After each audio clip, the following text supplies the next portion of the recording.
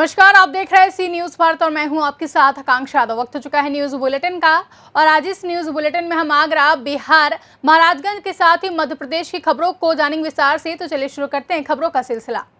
आगरा पिनाहट में राजस्व टीम पर हुए हमले की जांच करने पहुंचे एसडीएम बावा सीओ पिनाहट। जांच में एसडीएम ने सरकारी जमीन पर अवैध निर्माण पाया, जहां दबंग फर्जी दस्तावेजों की आड़ में अवैध निर्माण करा रहे थे। पुलिस ने दबिश देकर राजस्व टीम पर हमले के एक आरोपी ब्रह्मचारी को मौके पर दबोचा। नामजद आरोपी गौरी शंकर व राम नरेश मौके से फरार हुए। उप जिलाधिकारी बा अब्दुल वासित ने मोहल्ला पूरनपुरा में सरकारी जमीन पर हो रहे अवैध निर्माण को 2 दिन में ध्वस्त करने के लिए आदेश दिया था। मोहल्ला पूरनपुरा में पीने के पानी की किल्लत को देखते हुए नगर पंचायत सरकारी जमीन पर पानी की टंकी लगवाने का प्रस्ताव भेजने के लिए आदेश। थाना पिनाहट क्षेत्र के मोहल्ला पूरनपुर का पूरा मामला है। आगरा से सी न्यूज संवाददाता शांति स्वरूप के साथ विनय कुमार की रिपोर्ट। बड़ी खबर बगहा से है, जहां अनुमंडलीय अस्पताल में कोरोना की तीसरी लहर की तैयारियां शुरू कर दी गई हैं। अनुमंडल अस्पताल उपाधीक्षक डॉक्टर एसपी अग्रवाल ने बताया कि तीसरी लहर को लेकर अस्पताल की विधि व्यवस्था सुचारू रूप से ठीक ठाक की जा रही है और जो अगली बार ऑक्सीजन को लेकर काफी मरीजों को कठिनाइयों का सामना करना पड़ा था, अब ऑक्सीजन के लिए 18 मशीन ऑक्सीजन कंसंट्रेटर लगाए गए हैं ताकि किसी को परेशानियों का सामना न करना पड़े। तीसरी लहर को देखते हुए Bagaha Tirhut sugar mill limited एवं भाजपा नेता दीपक यादव ने बगहा अनुमंडल अस्पताल में 5 ऑक्सीजन कंसंट्रेटर मशीन दिए हैं। पूर्व में दीपक यादव द्वारा ऑक्सीजन प्लांट लगवाने की बात कही गई थी, जिसके लिए कार्य प्रगति पर चल रहा है। जिस दिन डिलिसरी प्लांट बनकर तैयार हो जाएगा, उसी दिन ऑक्सीजन प्लांट भी बनकर तैयार हो जाएगा। दीपक ने एक बेहतर विकसित बगहा का सपना देखा है, जिसके लिए वो निरंतर कार्य कर रहे हैं। तीसरी लहर को लेकर क्या तैयार की गई है सर? तीसरी लहर को देखते हुए हमारे अनुमंडलीय अस्पताल में व्यवस्था पूरी है। हमारे पास 13 को पहले से ही ऑक्सीजन कंसंट्रेटर था, जिसमें 5 को चीनी मिल के शोधन से और प्राप्त हुआ। कुल मेरे पास 18 ऑक्सीजन कंसंट्रेटर है, जिससे हमें बहुत राहत मिली है। ऑक्सीजन की कीमत अब किसी भी परिस्थिति में कमी नहीं होगी। क्या इससे देखा जा सकता है सर, मतलब तैयारियों को लेकर? तैयारी को लेकर के बताओ, पहले ही हम लोग रहेंगे। जो केस आएगा, पिछले आएगा तो जिस केस आएगा पूरे दिन ट्रीटमेंट करेंगे। ऑक्सीजन की कमी है नहीं। तैयारी पूरी कर ली गई है? तैयारी है। पिछले लहर को देखते हुए तैयारी है। आपका नाम?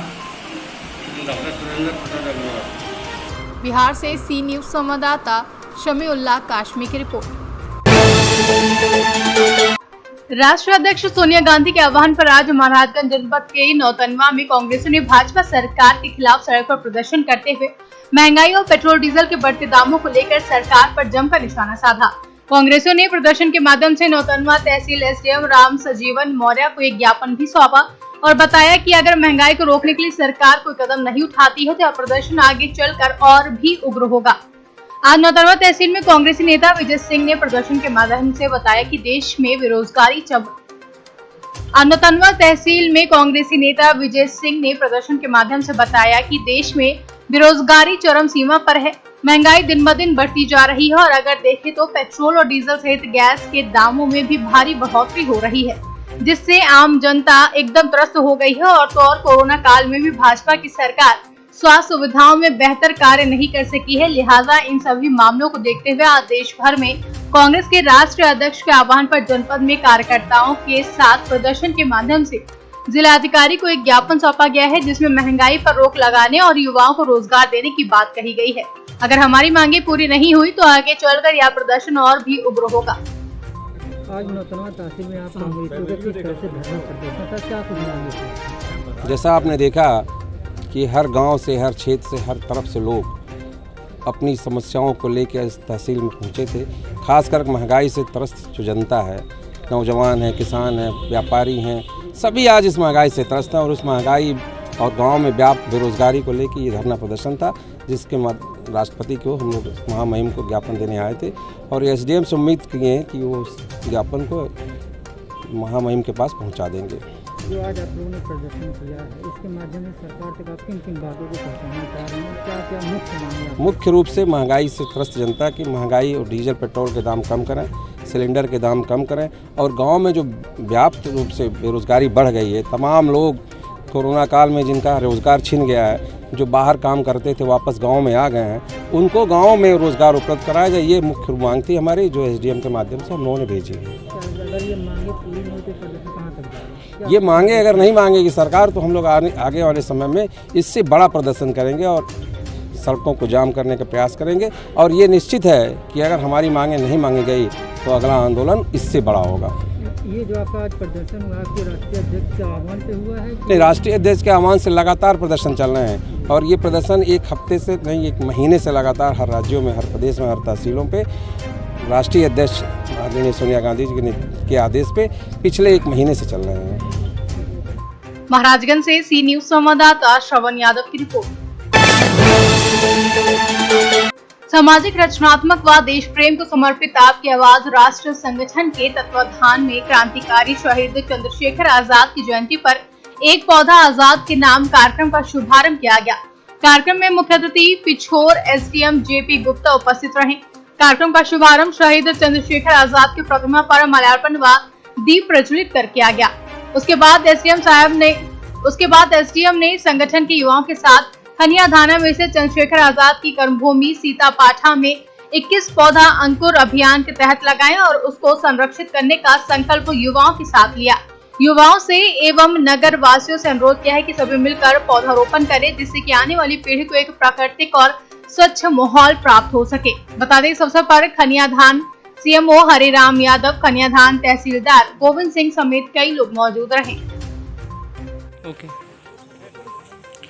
सर, चंद्रशेखर आज़ाद की जयंती पे आज सीतापाठा मंदिर पर आपकी आवाज़ का जो कार्यक्रम रखा गया है, इसमें आप क्या संदेश देना चाहेंगे युवाओं को? अमर शहीद चंद्रशेखर आज़ाद की जन्म जयंती पर सबसे पहले तो मैं उनको नमन करना चाहूँगा कि जिनके पवित्र बलिदान के फलस्वरूप आज हम आज़ाद हिंदुस्तान में रह रहे हैं। दूसरा, पवित्र वृक्षारोपण के माध्यम से भी ये संदेश देना चाहता हूँ कि जो हमने कोरोना काल में देखा था, ऑक्सीजन की कमी आई थी, अगर हम सभी लोग मिलकर के वृक्षारोपण करते हैं, पौधे लगाते हैं, तो जो ऑक्सीजन की कमी हमारे वातावरण में आज आ चुकी है पॉल्यूशन के कारण, पर्यावरण प्रदूषण के कारण, वो दूर हो। सभी लोगों से यही अनुरोध है, अधिक से अधिक पौधे लगाएं, उनको सुरक्षित रखें, संरक्षित रखें। आज आपका जो आपकी आवाज़ का कार्यक्रम था, इसमें आप युवाओं को क्या संदेश देना चाहेंगे? एक पौधा आज़ाद के नाम से आज आपकी आवाज़ द्वारा चंद्रशेखर आज़ाद की जयंती पर हमने कार्यक्रम रखा था, और सभी युवाओं से हम लोगों ने आह्वान किया था कि आज़ाद के नाम एक पौधा श्रद्धांजलि के रूप में लगाएं, ताकि विगत समय में जो हमने ऑक्सीजन की कमी सब लोगों ने देखी, जो महामारी के समय, कोरोना के समय जो हम लोगों एक महामारी से जूझे, इससे सभी लोगों को समझ में आया कि ऑक्सीजन की कितनी ज़रूरत है। तो उसी उपलक्ष्य में हम सभी युवाओं से अनुरोध करते हैं कि सभी लोग एक पौधा अपने जीवन काल में लगाएं, और न केवल लगाएं, उसको संरक्षित करें, उसको बड़ा करें। ये आपकी जिम्मेदारी है। आओ, सांसें हो रही हैं कम, आओ पेड़ लगाएं। भाई साहब, आज आपका क्या कार्यक्रम रहा है और किसके सौजन्य से ये कार्यक्रम रखा गया है? ये आज चंद्रशेखर आज़ाद की जयंती पर हमारे आपकी आवाज़ युवा आगाज हमारे साकेत जी के उसमें नेतृत्व में एक प्लानिंग की गई थी कि हम आज़ाद जी का जन्म जयंती सीतापाठा मंदिर खनिया दाना पर जाके वृक्षारोपण करेंगे और उनकी जयंती मनाएंगे। मध्य प्रदेश से सी न्यूज संवाददाता संतोष की रिपोर्ट। खनियाधाना में आज भाजपा मंडल कार्य समिति की बैठक का आयोजन किया गया, जहां बैठक को जिलाध्यक्ष राजू बाथम ने संबोधित करते हुए कहा कि सभी पार्टी कार्यकर्ता आपस में मिलकर कार्य करें और सरकार द्वारा चलाई जा रही जन कल्याणकारी योजनाओं को जन जन तक पहुंचाने में मदद करें। बूथ स्तर पर पार्टी को मजबूती प्रदान करें। कार्यक्रम की अध्यक्षता कर रहे मंडल अध्यक्ष सत्यप्रकाश भट्टेलिया ने कहा कि हम सभी कार्यकर्ताओं को अपनी पूरी ऊर्जा के साथ बूथ लेवल पर कार्य करना है। इसी लक्ष्य को लेकर प्रत्येक कार्यकर्ताओं को कार्य करना है। हम सभी को गर्व है कि देश के प्रधानमंत्री नरेंद्र मोदी के कार्यकाल के 7 वर्ष पूरे होने पर देश का मान सम्मान देश विदेश में बढ़ा है। वहीं वरिष्ठ भाजपा नेता और पूर्व विधायक नरेंद्र बिरथरे ने कहा कि सरकार द्वारा चलाई जा रही योजनाएं जन जन तक पहुंचाने के लिए हर कार्यकर्ता बूथ स्तर पर कार्य करे जिला भाजपा अध्यक्ष राजू बाथम ने संगठन के द्वारा किए जा रहे कार्यों और कोरोना काल के बारे में विस्तार से जानकारी दी। कार्यक्रम की समाप्ति पर कोरोना काल में दिवंगत आत्माओं की शांति के लिए भी सभी ने खड़े होकर 2 मिनट का मौन रखा। वहीं इस अवसर पर खनिया थाना भाजपा मंडल अध्यक्ष सत्यप्रकाश भटदेलिया, जितेंद्र पुरोहित समेत कई कार्यकर्ता मौजूद रहे। मध्य प्रदेश से सी न्यूज संवाददाता संतोष की रिपोर्ट। आगरा में पशु चराने गए 2 किशोरों के पैर फिसलने से बरसात के पानी से भरे बंधा में डूबने से दोनों किशोरों की मौत हो गई। गांव के पास कुछ दिनों पूर्व बरसात के पानी को रोकने के लिए बांधा बनाया गया। परिजनों एवं एकत्रित ग्रामीणों ने बंधा के गहरे पानी से किशोरों के शवों को बाहर निकाला। घटना से परिजनों में कोहराम मचा है। वहीं सूचना पर पहुंची पुलिस ने घटना की जानकारी दी है। पुलिस ने मृतक किशोरों के शव का पंचनामा भरकर पोस्टमार्टम के लिए भेज दिया है। वहीं पुलिस जांच में जुटी है। यहाँ पे क्या घटना हुई है? ये बच्चे दोनों बकरी चराने गए थे और ये अचानक उस रास्ते से बगल से निकले। चट्टान जो पड़ी हुई जो बंदे पड़ी हुए नरेगा वगैरह जो भी है सिस्टम से, उनकी पुलिया नहीं बनी थी, इसकी वजह से पढ़ने गया।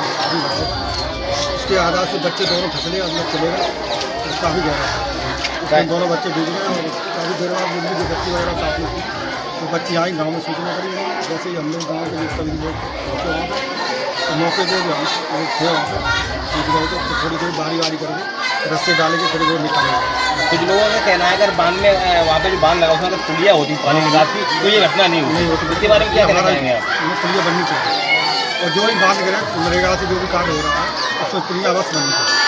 और नहीं इस तरह की घटना गाँव के किनारे होती है। मेरा नाम चंदन। क्या घटना हुई है? बच्चे बैठे बच्चे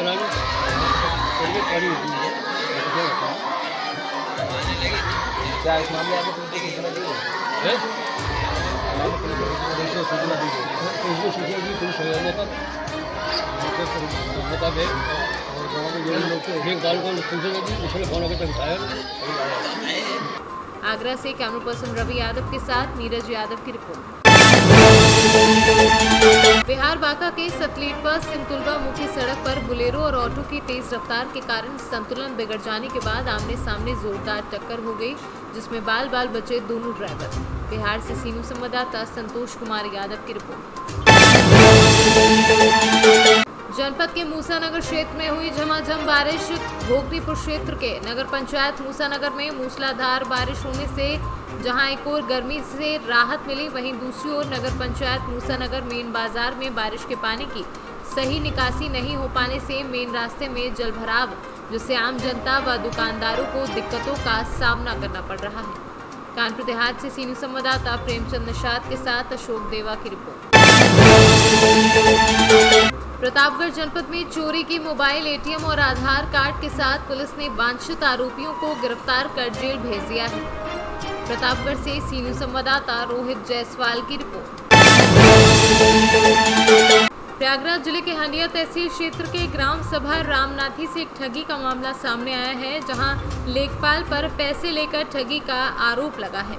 पीड़ित सुखराज ने मीडिया को बताया कि उक्त ग्राम सभा में उनकी नंबरी आराजी 436 है। उसी से लगे आबादी GS 437 के कुछ अंश में उनके अभिभावक काबिज रहे हैं और वर्तमान में वे काबिज हैं। इसी बीच सरकार द्वारा चलाए गए घरौनी नियम के बारे में जानकारी मिली।